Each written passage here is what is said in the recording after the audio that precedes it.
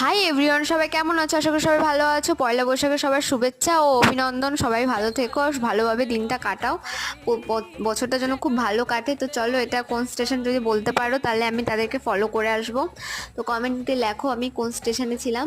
তো ওখান থেকে ট্রেনে চেপে আমি মেমারিতে চলে এসেছি। মেমারিতে আসার পরে দেখো আমি বাস স্ট্যান্ড চৈত্র সেলে এসেছি। এখানে আমাদের 1 মাস সেল বসে, বছরে একবারই। তো আমি আসি না, লাস্টের দিনই আসলাম।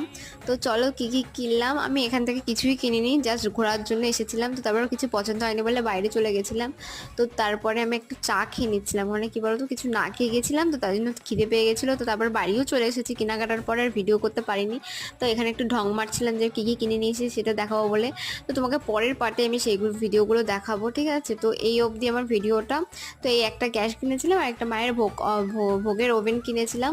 তো এইটুকুই বন্ধুরা, যদি ভালো লেগে থাকে লাইক কমেন্ট শেয়ার আর সাবস্ক্রাইব করে দিও। টাটা বন্ধু।